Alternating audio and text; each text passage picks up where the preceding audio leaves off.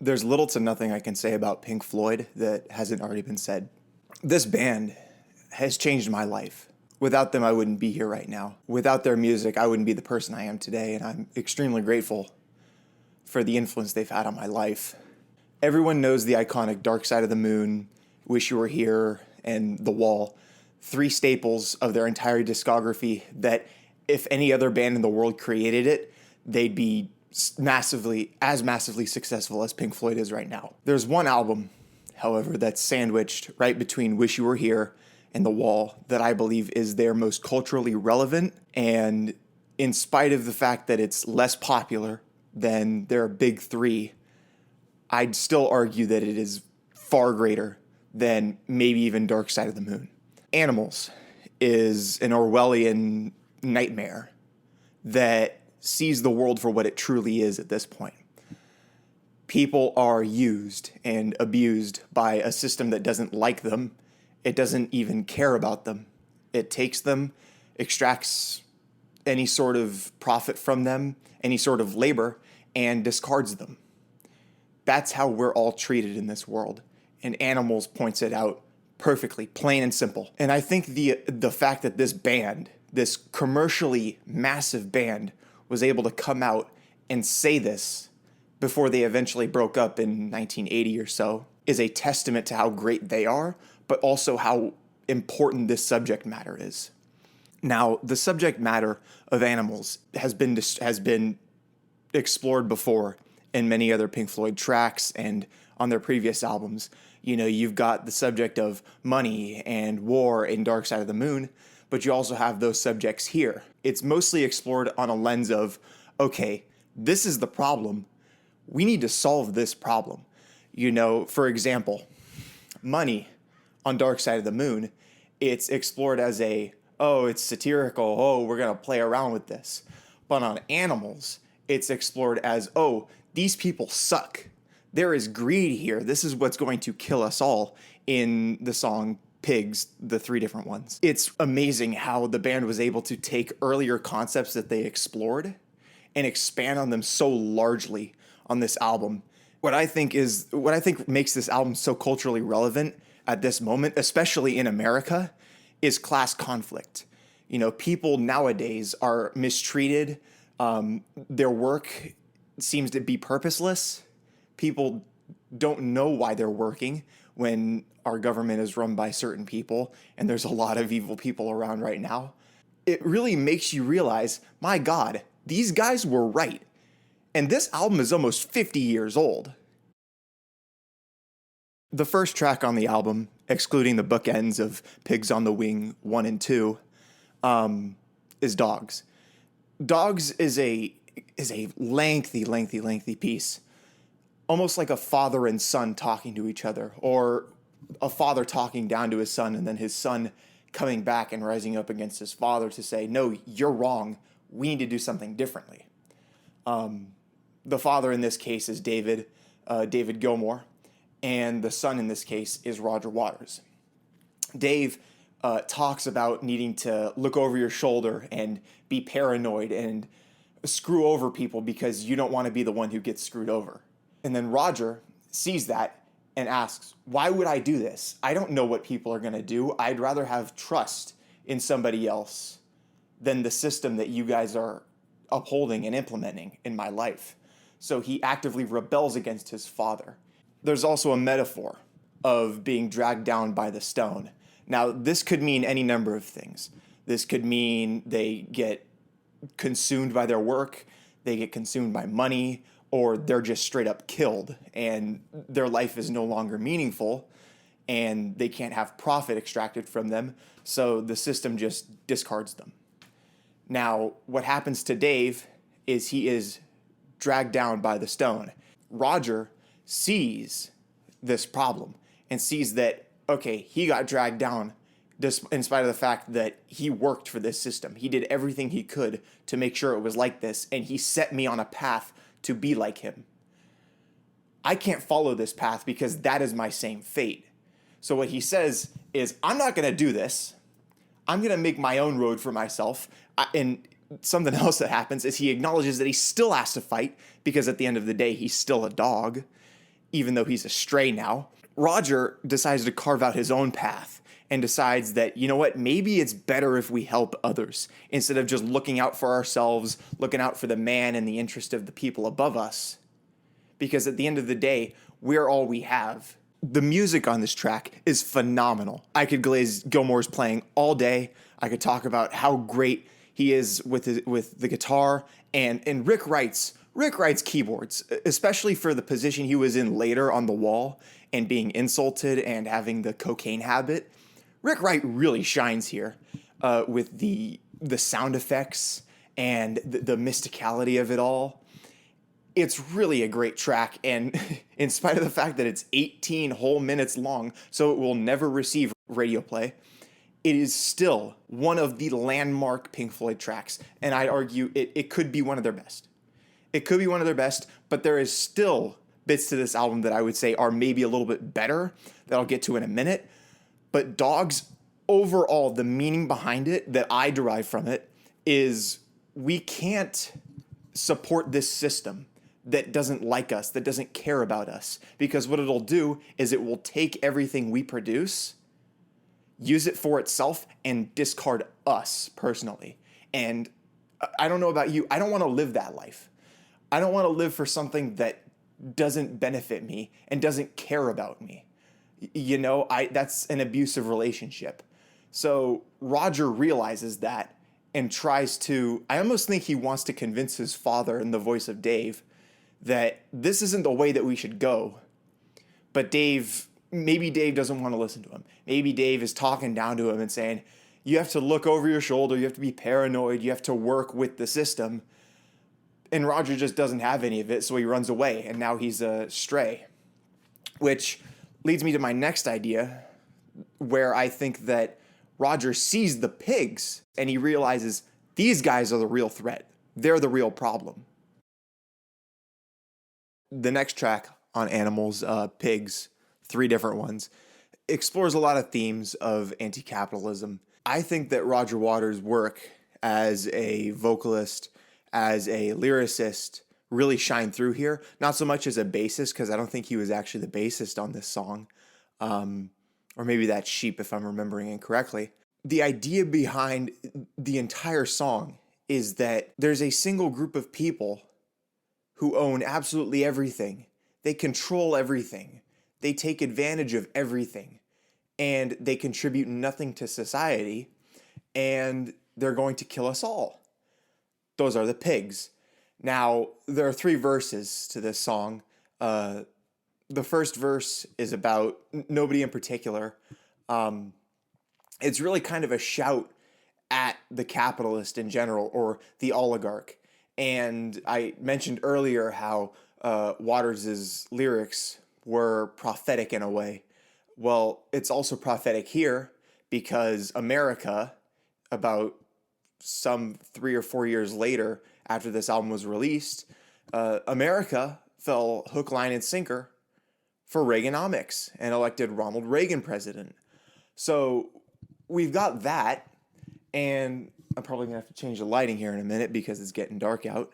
This song also feels prophetic in this country because just look at the past 40, 50 years of American foreign policy of we're going to go boots on the ground in another country, send a bunch of our young men and women to die there while the oligarchs stay home, reap the rewards and the benefits, and people who are my age go off to die for them. Like, it's just wicked. It's nuts. It's gnarly. I don't like it. And Roger Waters sees this, and he explores this theme throughout the first verse, but it really doesn't go much deeper than that into like, oh, the foreign policy aspect. It's just every war is unjustified.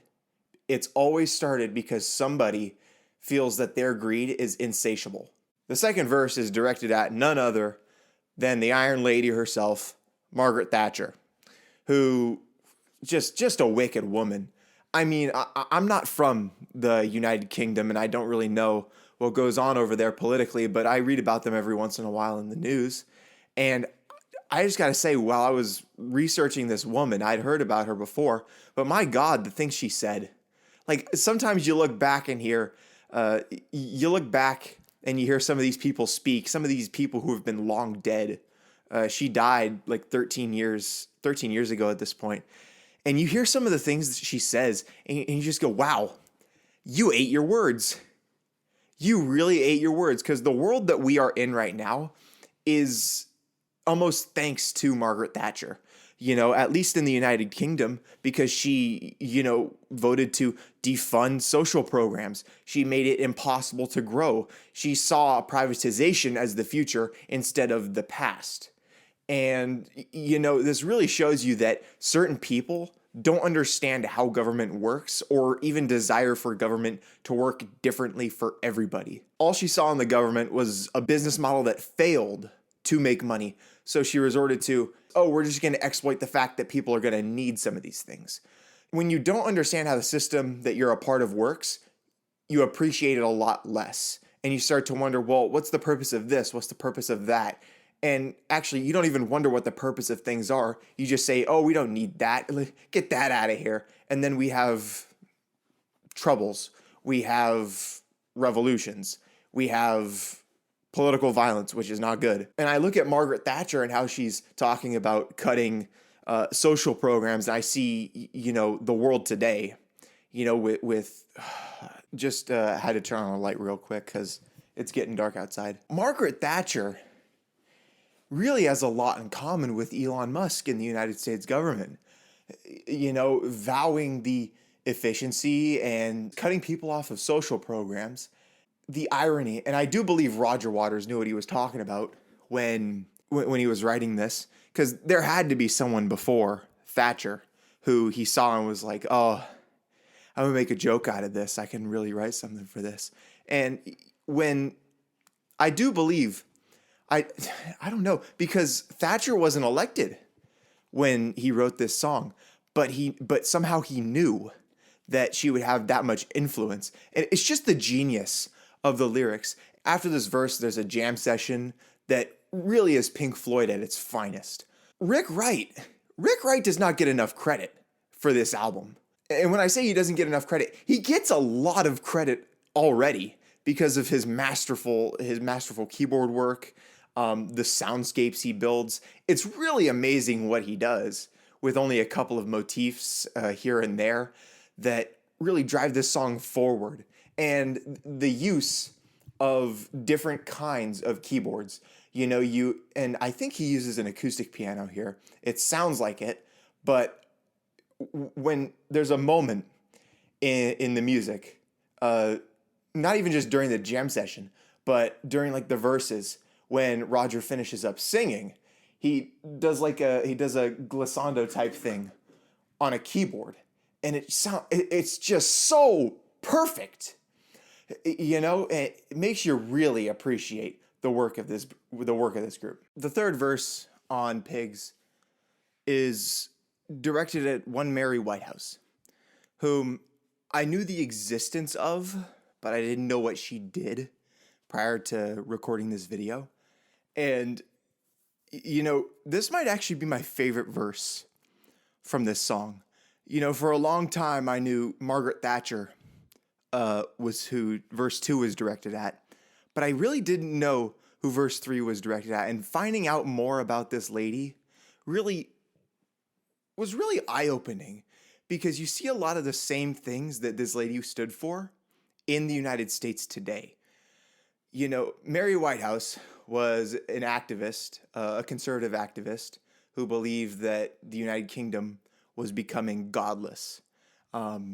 She was homophobic, staunchly Christian, and wanted to work to repeal certain laws, or hell, maybe even bar certain speech and certain forms of expression because, she didn't like them. It's not cool to see that someone was around doing this, but without Mary Whitehouse, does the punk movement spark?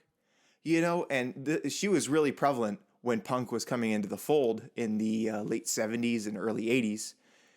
And, I look at the world today, and I look at the United States in particular, and I ask myself, are we going to get a new form of something like punk music with the ramping up of laws against free speech and, all these authoritarian movements in America. You know, the president signed NSPM 7 a couple months ago, putting I guess, a referendum on certain forms of beliefs, certain activities as well, to say, oh, you can't believe that, that's anti-American, when really all it is anti-capitalist and non-Christian sentiment. So anyone who isn't a Christian capitalist is immediately targeted. Wait a minute, this is the United Kingdom in the 70s, huh?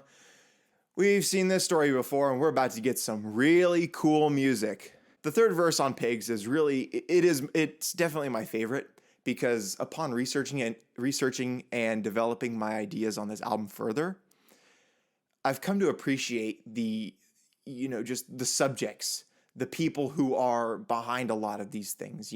I really like the historical aspect of these lyrics, and Roger is such a genius when it comes to forming coherent ideas using his lyrics, because I mean, sure, his bass work is all right, but really, he's the mouthpiece of the band. Pigs ends on a soaring note. I imagine when this song ends, we're panning down from pigs atop a skyscraper, and as they get out of view, they become quieter. We can no longer hear them, and then we pan to a group of sheep grazing, and they're just peaceful. They're sitting there in the grasslands, just harmlessly passing their time away. The buildup of the first minute of this song is amazing. Rick Wright's piano work is phenomenal, and this is the song that David was playing the bass on that I think I mentioned earlier. And it builds and it builds and it crescendos, and then when it finally meets Nick Mason's drum kit, boom, we're right into it with Roger's vocals. And the thing that Roger's vocals do at the end of every verse, or at the end of every line, I guess, is it shifts from sounding like a vocal to a synthesizer.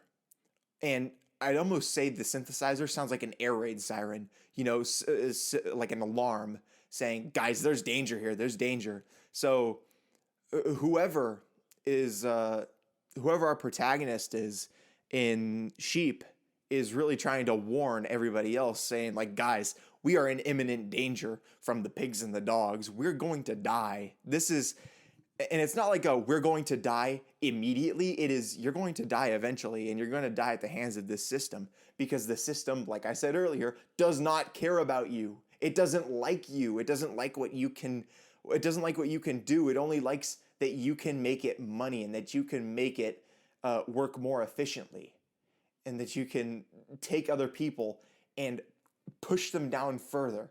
Sheep is really personal to me, because I see a lot of people in my life who think they aren't sheep, but they really are. They really are, because the people that are mentioned, that are really not referred to directly in this song, but they're more or less the metaphor, really need to wake up. They need to realize that we're coming to a tumultuous time, in this album at least. It's a tumultuous time. The pigs are stoking fear, and you better watch out, there may be dogs about. Really just heavy stuff, man. And there's a line that Roger says about looking over Jordan, and he sees things are not as they seem.